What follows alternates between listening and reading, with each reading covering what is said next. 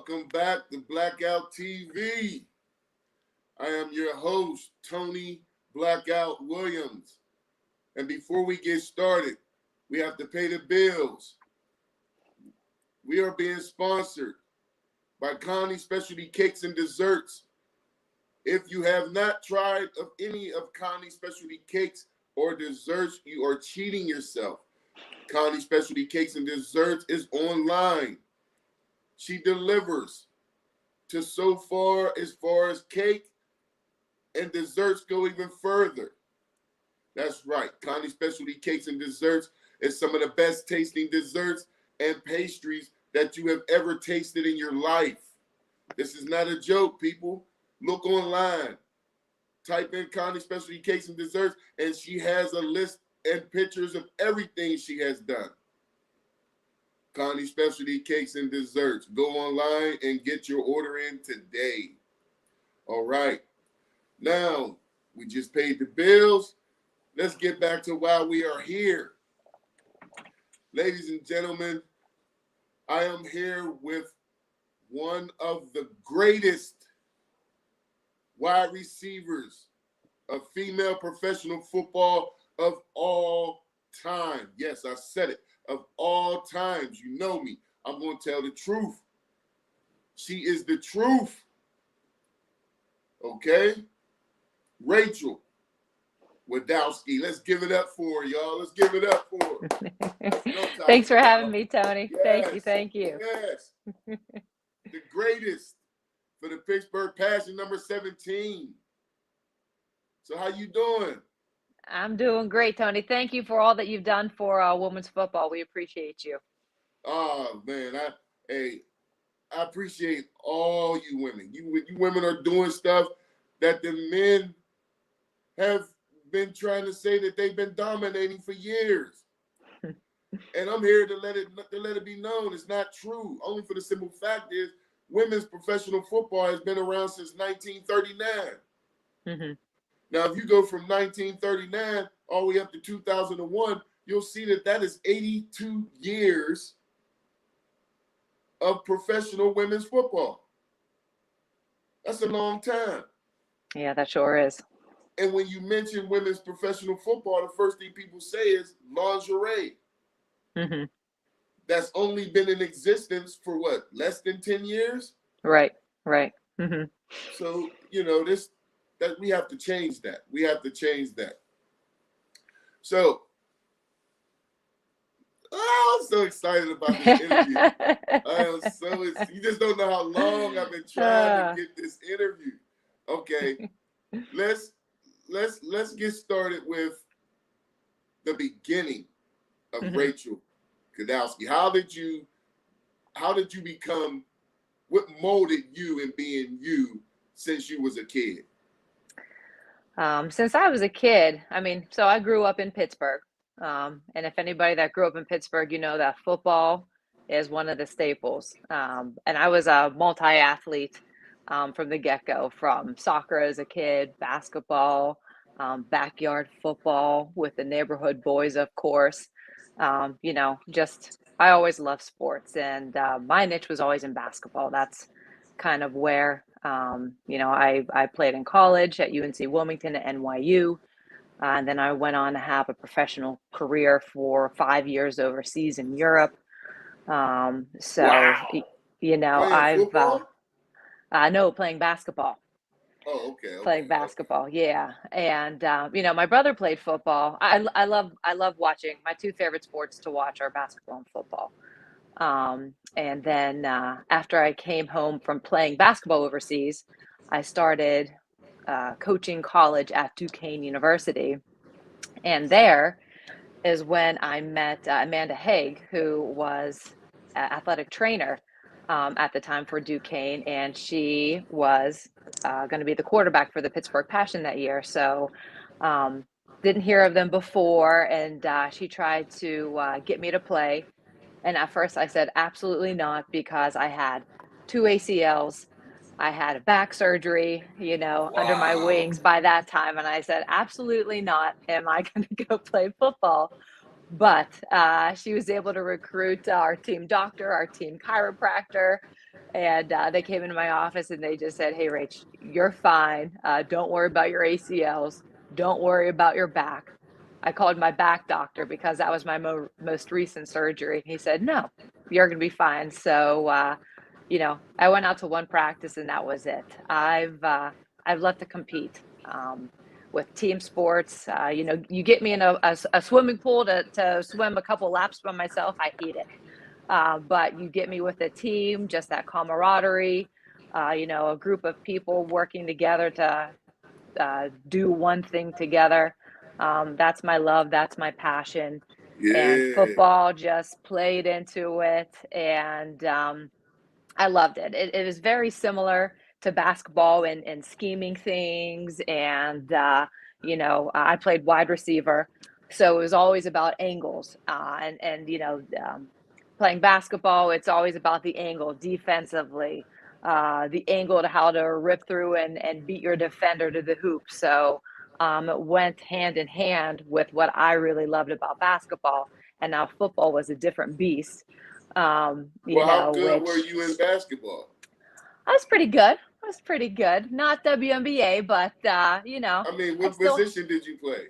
I was a guard, so I was Oh, short on the court. So I was oh. strong though. So if So I you got had so you got a nice shot, huh? yes, on good days. On good days, of course. But I love taking it. I think I'd say maybe my mid-range jump shot was my go-to, but Okay, okay. but it was funny. I think the first time somebody hit me in football, I wanted to scream foul because that's what I'm used to. uh, Well, it but I comes with soon the learned to play territory, you know. physical. Yeah. No. Now, now, did you ever play any football in high school? We just had powder puff. What's Um, that? so powder puff is when juniors and seniors play, and it's basically flag football. So you practice for a month, and then it's right around homecoming. You have the juniors versus the seniors, and you play powder puff. So it's a game of flag football. But I mean, flag is not like it is right now. So that was the only time we had a football opportunity, um, Right. you know, organized. Other than playing in the backyard with the boys or in grade school, we played football all the time on a slanted parking lot. So I always played with the boys. Now, when you started playing for the Passion, um, that 20 a matter of fact, what year did you start playing with the Passion? 2012, Okay, 2012. 2012. Okay, Hmm. 2012. Now, I saw a little of the footage from 2012, but 2011. 2013 to 2016 Hmm. is when you guys were like on fire. Yeah, yeah. I mean, y'all was blowing teams out by 50 by halftime. Hmm. Yeah, I mean, honestly, in women's football, it's you have your upper echelon teams, your Pittsburgh Passion, DC Divas, Boston Renegades. Now, I think the New York Sharks, and I'm probably missing uh, one or two. The That Carolinas. Carolina, yes, I would even call them mid. Th- when you played those teams, you had to bring it. And then the other Yeah. teams, it just kind of depended um, if they had enough people to fill the roster or not. So, you always had 5 to 6 contenders that were really good. Chicago Force, how can I forget? Um, that just had some incredible women on their teams. Big, their line, the running backs, the receivers, the quarterbacks, I mean, so you had about 5 teams that were really legit. Okay. Now, what's the what's the one game that you can actually say where you just felt like you was untouchable? Like you just, how you get that feeling in basketball when it's like you feel like you can't miss. It's like you having one of those unbelievable games. Yeah. I would say we were playing DC at DC, and it was a playoff game. And, obviously all stakes were on the line, and it wasn't just me. It was our offense was firing on all cylinders. I mean, Lisa was making some incredible throws, our run game, our like you had to pick your poison, and we were just able to capitalize every time. Our defense came up with some amazing stops, and it was just fun. It was just fun. Things were made easy for me because they had to respect the run game, so they're able to do one-on-one coverage on the outside. So, that's always great. If they tried to pay attention to the outside receivers, then we ran the ball. So, I mean, our offense was humming, and so we're able to capitalize and make great plays. Things came easy to us that game, and DC is one of the top teams out there. So to win at their place on a playoff game, that was just awesome. I saw some of the DC Diva games, and yeah, them Carolina and like you said Chicago, yeah, those were some serious games. Now I have seen Sierra Chick take some serious hits. Yeah. And as a running back, you're expected to take that kind of punishment, but for her height and size, she was just so much smaller than you guys. And when I see you line up, and then I'm like, well, okay, Lisa throws the ball, which, mind you, Lisa put the ball in some tight places. Yeah, I used to be like, she's not going to make. I'm like, why is she going to Rachel? Rachel's triple teamed, and then all of a sudden you'll catch the ball over your shoulders. Now, I know we talked about this, off camera, but I know the viewers really want to hear, how are you able to catch the pass with 2 and 3 receivers defensive safeties on you, and you're catching it over the shoulder like that? Because that can't be taught. That's talent. Thank you. It's a feel. It's a feel for the game. With basketball, you always had to watch the ball in, but I didn't have to watch the ball all the way in, because if you watch it all the way in my mind, you're always a step behind in what your next move is. So it's just able to have a feel for it, have soft fingers. I could definitely say, out of all my years of playing basketball, catching a football is 10 times as hard, just because of the shape of the ball.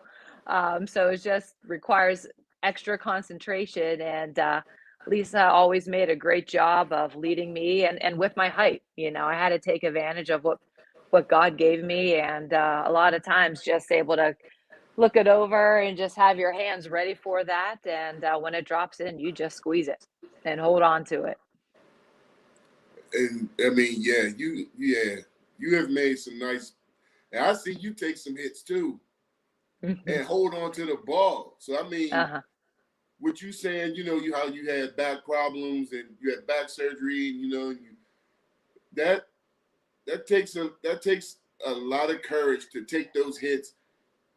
Knowing, I mean, was you kind of afraid, like when you start taking those solid hits? Of course, but then as soon as you get that one big hit, and then you open your eyes and you pop back up, then you're good.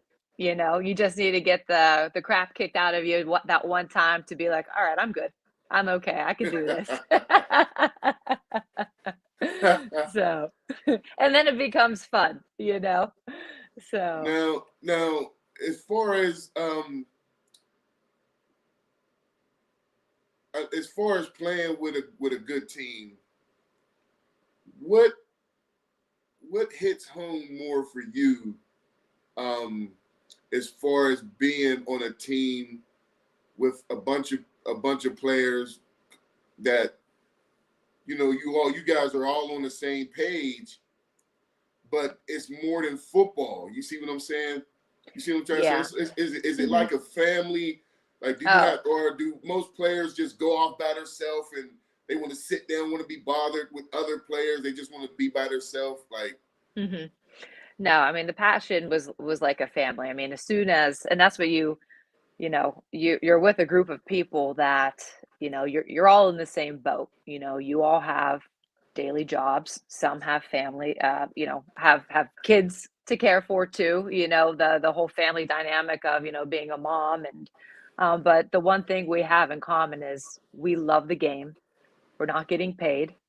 And I think, you love just being on that team. You care about one another. And you have to like the people that you're around because you're giving up a lot.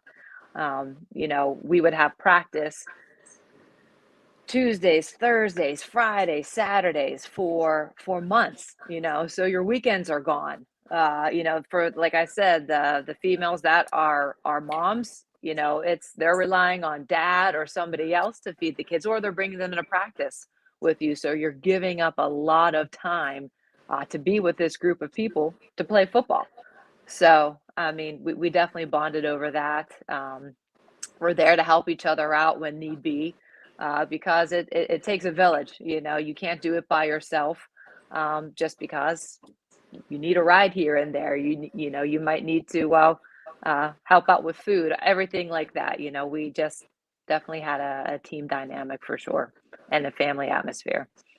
well, you hit on something there about not being paid. Hmm. Now, I've spoken with Sierra Chick, the former running back for the Passions, and I've spoken with Amanda Haig, who we will be interviewing next Sunday. But I just feel like although the league gives you, and not every team gets this, nice jerseys, Hmm. nice carrying cases for your bag, for your equipment, Right.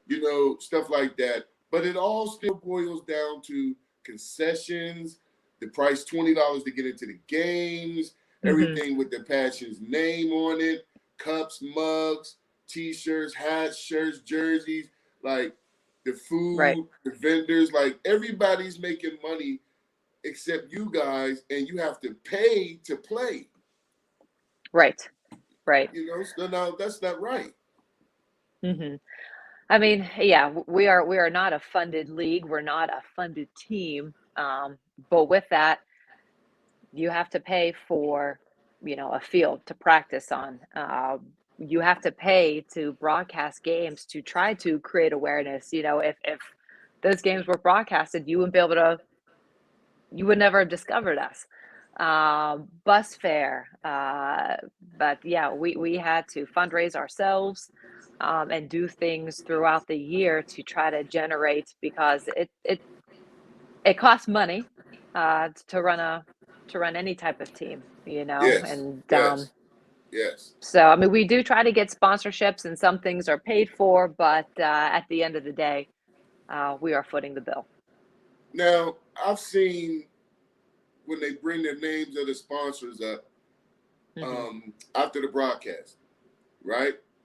And I saw Franco Harris, which is a former running back for the Pittsburgh Steelers, Right. and I've seen some restaurants in there, and like a lot of restaurants and stuff like that. But when I saw Franco Harris's name, the first thing that came to my mind was, why isn't he trying to get more of the NFL to get involved? Hmm.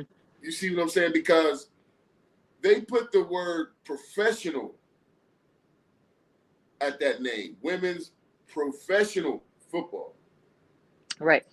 So the minute you say professional, money should be involved. I mean, I don't Hmm. care what sport we're talking about here. We can be talking about baseball, soccer, basketball, lacrosse, whatever it is. It's if it has professional in front of it, the people are being paid. Hmm. Now, you ladies, you had, like you said, you had some doctors. Amanda Haig's a chiropractor. Like you have professional very professional women out there. Mm-hmm. If you get hurt, concussion wise, just, you injure your spine, you're Right. paralyzed. Now you can't work, you can't do your career, you can't take care of your family, you can't no longer play football. Right. So, now sets in depression and stuff like that. How do you what is your take on that aspect of it as far as it within a whole? Mm-hmm. Yeah, no, I mean, that's a huge point because I'm probably the one person, myself and Amanda, because at the time we both played, we worked at a university, so had access to getting tape, hot, cold whirlpool, things that normal collegiate athletes have. We had that, but majority of everybody else on the team didn't. But to your point, if you get hurt, you can't go to work. You might not be able to do your daily job that's putting money in the bank to put food on the table. So it is a giant risk. Um, it's a gamble, going into especially playing football, that there's a risk of getting hurt. And majority of the people have insurance. There were some players that couldn't afford insurance. So it was, to your point, a huge gamble because you don't have, I mean, we did have a team doctor at every game, and we would have a team trainer at every practice. So we had some things, accessible to us, which was great. But at the same time, you take a gamble with your job whenever you play because you might not be able to walk in the next day. You might have broken a finger where you can't type something. Um, so yeah, the real world could hit you pretty hard. Well, I mean, do you feel you ladies should be paid?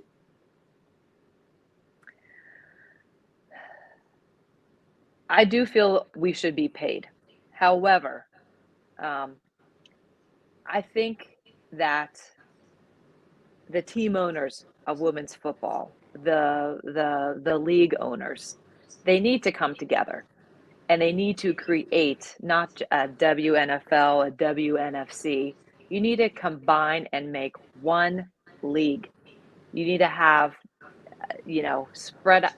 You don't want to have watered down teams, but you got to create a good product for people to want to come and watch because you probably have now in women's football maybe 6 teams that are really good, but not all of them are playing in the same league. So I Well, I mean, think you got the Texas Elite, yes. and I Hmm. mean down there in Texas where Olivia Griswold went to. Yes. Exactly. Right. I mean, and on OG's league, and I'm not as familiar with because I've been out of it for a couple years. So I know there's 2 main leagues. So how great would it though that everybody is playing underneath one umbrella, and so That would you be wouldn't nice. have a split of talent. I think That the would be league nice. you need to do what's right for women's football, not what's right possibly for your team. And you need to work together to create parity. Exactly. And right now, people are just working to, for 1 or 2 things instead of how can we grow women's football. Well, I like what you said with that under one umbrella because that would allow teams like the Texas Elite to play teams like the Passion. Hmm. You see Yes. what I'm saying? Because you could Yes. travel to Texas, or Right. Texas could travel to Pennsylvania, Hmm. or Pennsylvania can travel to Alabama.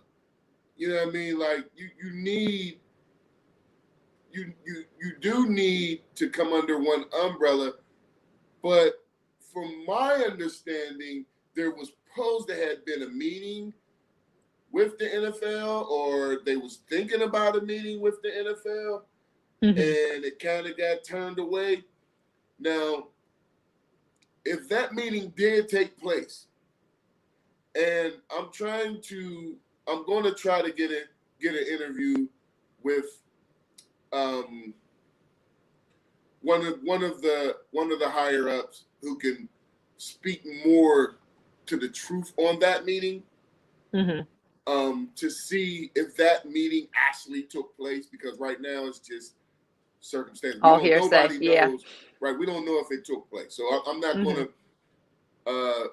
I'll put it like this: if the NFL gets involved, I believe that would be one of the most wonderful things. Now, mind you, they're not going to give you millions of dollars like the NFL players are getting. Right. Right. But something is better than nothing. Right. I mean, you look at the WNBA, for example. I mean, that's a women's professional league. They all get paid, but they all started in some type of city that had an NBA backing to it. And then the sponsorships, the high sponsorships came about with it.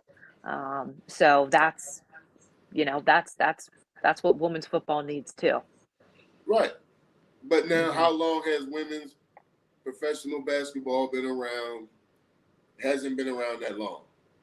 Correct. Not compared to women's professional football since 1939. Now, see, that's where my argument comes in at with this league, because 82 years, like how long do we have to wait? 82 years, really? I mean, whoever is in charge of this program, believe me, is making money.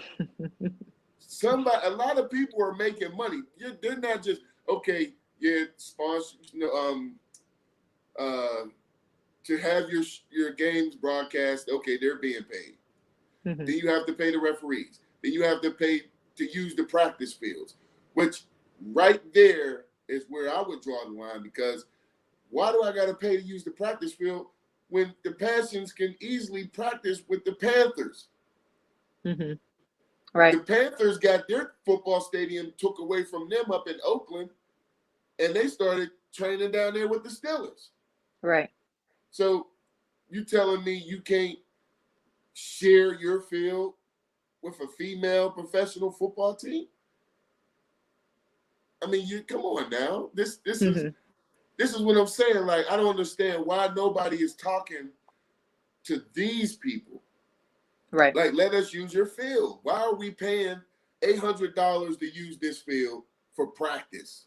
We're not asking to play on your field. We're not asking to run games on your field. We're asking for a practice To have an facility. established partnership, right? I mean, Pittsburgh, they practice? Their campus in what, Latrobe?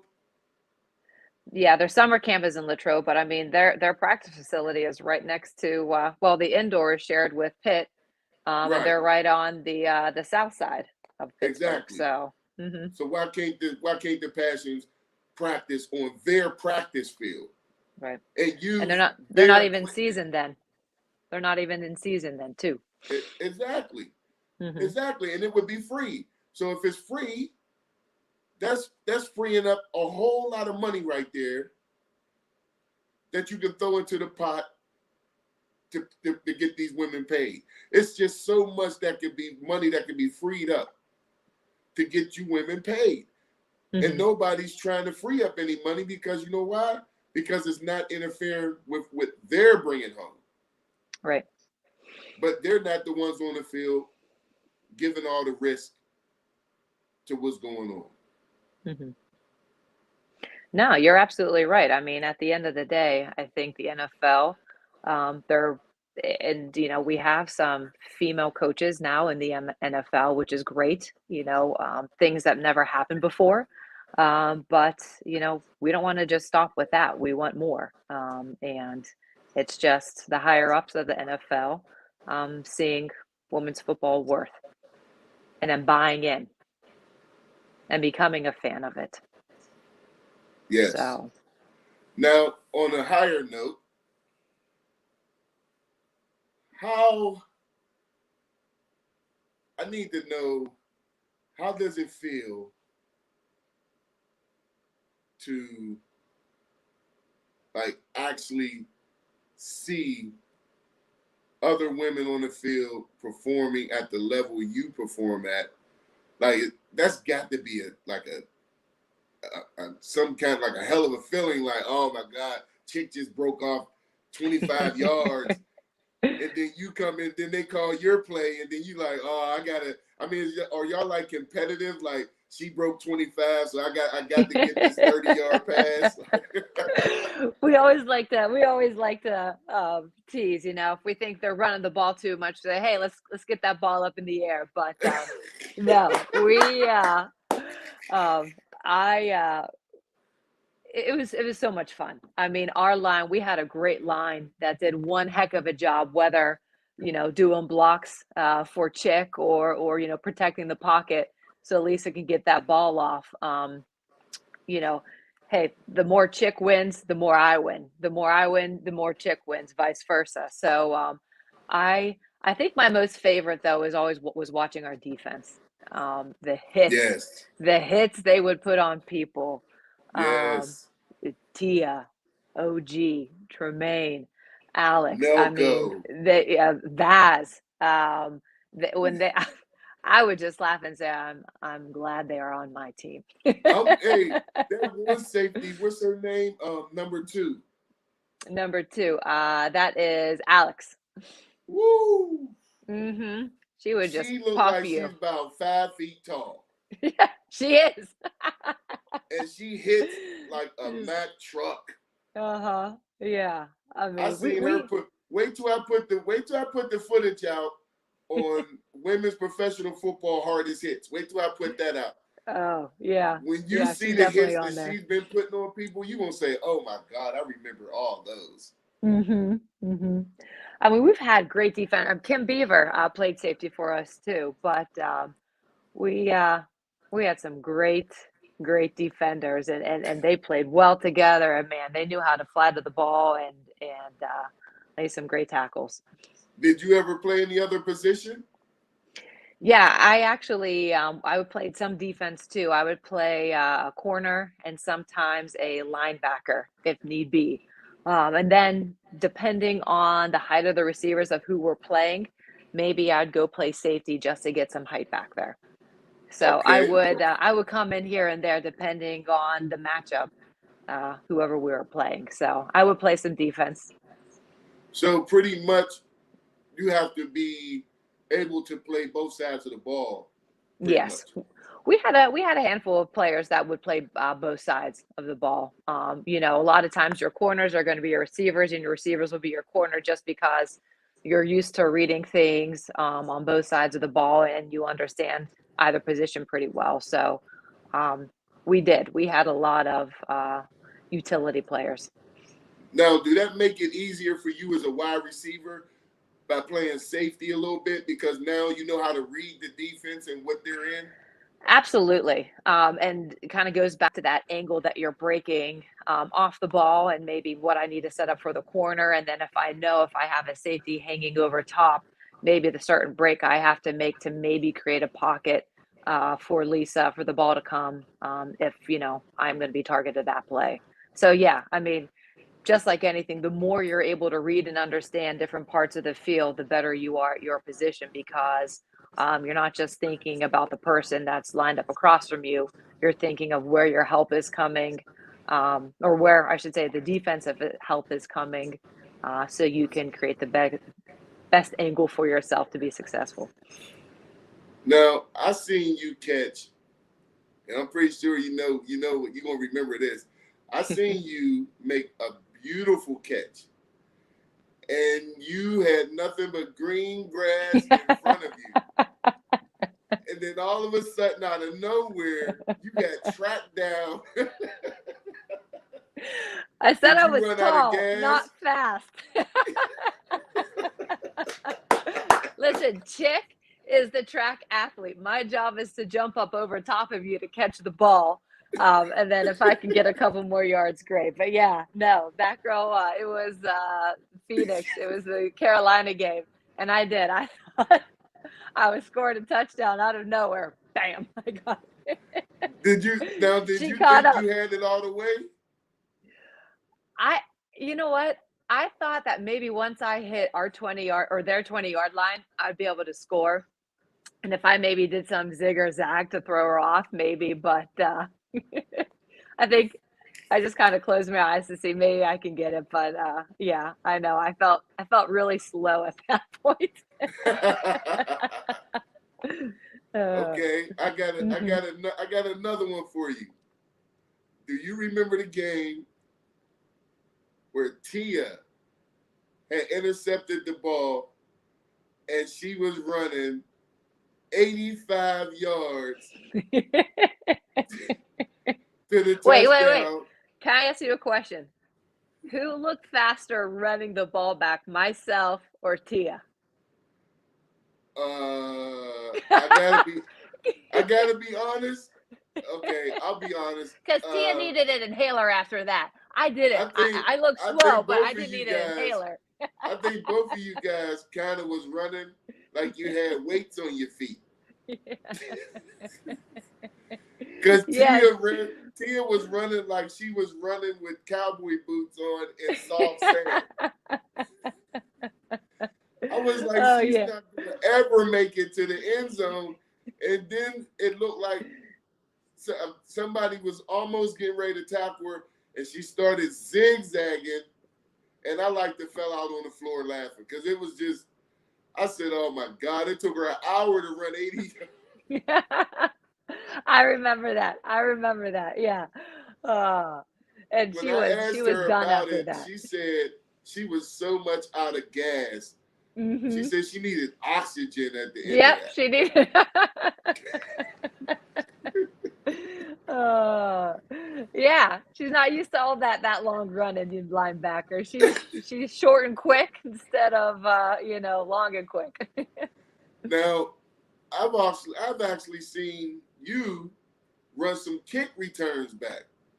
Not all the Yeah. way back, but I've Mm-mm. seen you back there now looking at a ball that's coming at you up in the air, and you got all these people racing down on you. You can't look at them and the ball. So how nervous are you feeling waiting for that ball to come down? Like, when do you know to throw the hand up for the fair catch? Um, that is really just a feel. If I feel somebody was on me or close, I mean, I would look. I would make sure that I was in the right place to catch the ball. Um, but half the time, you're right. You're looking right at the very end before it comes down if somebody's in your face, of what you're going to do, if you're going to fair catch it or not. And then you have a pretty good idea of who the good punters are on the other team. But that doesn't mean that they're going to kick it what you think they're going to kick it every single time. Um, so yeah, you just have to learn to read and react real quickly, or else you're going to get blasted pretty hard. So there's no fear there, or is there a little bit of fear? Or I'd say for me, there's a little bit of fear because I don't want to get jacked up real hard, but right. maybe it's the fear disappears though whenever that ball's in the air because you're just worried about catching it or not. So your focus, turns off the fear and just is worried about catching that ball and knowing where your blocks are coming from and hoping to be able to make a play on it. Now, I'm hoping that they give you guys a women's professional football Hall of Fame. Um, I believe that you, Amanda Haig, Lisa Horton, Sierra Chick, Tia Montgomery, Olivia Griswold, Nelko. I just think that you guys' names and jerseys should be right there at the top. Because, like I said, 82 years, if you're looking at 82 years of women's professional football, Sierra has done something that's remarkable. And Hmm. I know you guys don't really pay attention to your stats. But when you start hearing it and seeing it, it kind of puts a new look on it now, don't it? Hmm. Because you was catching 30-yard passes, 40-yard passes, 20-yard passes, and that adds up. So by the end of the game, with a team that plays 50-50, Right. 50% run, 50% pass, and it's like Rachel Wojdowski's name is being called so much, and it's like, oh my God, she got to have like 150 yards for the game, or 200 yards, or 225, or 250. So it's when you start adding those numbers up in an 8 to 9 game season, then it's pretty damn amazing. And then you're splitting time with Amanda Haig, who is also putting up good numbers. Right. Even on the defensive side of it, if you look at how almost every time you see a tackle, you see Tia Montgomery getting up off the ground. Like, she was part of that. So it's like she's always finding herself in the right place at the right time. Olivia Griswold, Nelko, like I said, these are elite players. You are one of those elite players. I mean, I feel like I'm going to do everything I can here at Blackout TV to make sure that women's professional football is known for women's professional football and not lingerie football. Because every time I mention that, so now I got a lot of people coming up to me saying that they actually be Googling and watching games. So, yeah, that makes me feel good, because it's like, okay, now I don't hear that conversation no more. I don't hear that, lingerie football. That's entertainment. That's not football. No. That's entertainment. I agree. And all of my guy friends that played football themselves in high school, college, you name it, whenever they came out to watch a game, they were blown away. They were blown away. It's like, always in basketball, you tell a guy that you played, and when they were, I'll play you one-on-one, that guy was terrible. He was, if you respect your sport and you're successful at that sport, you're going to respect anybody that plays your sport at a certain level.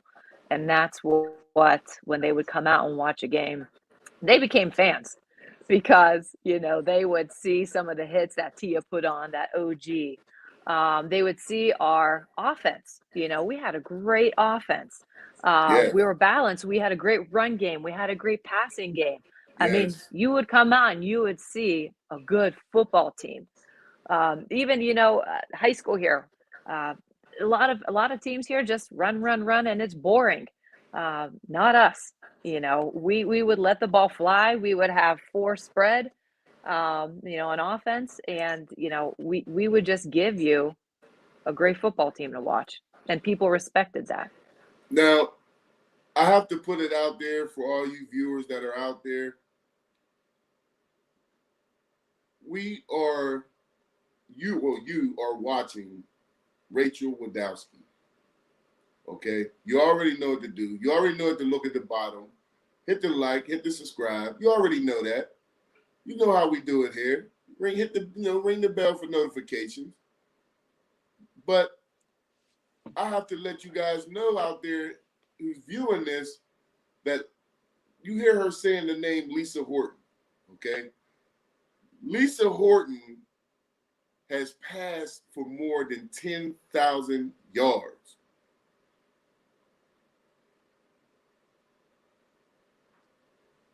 Eight, 9 game season. This is not 17 games. This is an 8 to 9 game season. She played for about probably 10 years? 10 years, maybe more, maybe a little bit more. She was on the team when they first started in 2011 or 2001. I lie. 2001 is when the Passion first started. See? So, But Tony, Lisa's in the Heinz sports history. She is in the Heinz History Hall of Fame. See that? Heinz History Hall of Fame. Well, Rachel, is there do you want to say hi to all your teammates out there who's watching? You haven't seen them in a while. You haven't I played know I haven't next seen to them in a while, but hey, like you said, you know, how did it feel to play women's football? I wouldn't trade what I did, you know, for the world. It was awesome. If I could just close my eyes and be back on the practice field right then with them, I'd do it in a heartbeat. I miss them all. It was fun playing with them. I love them all.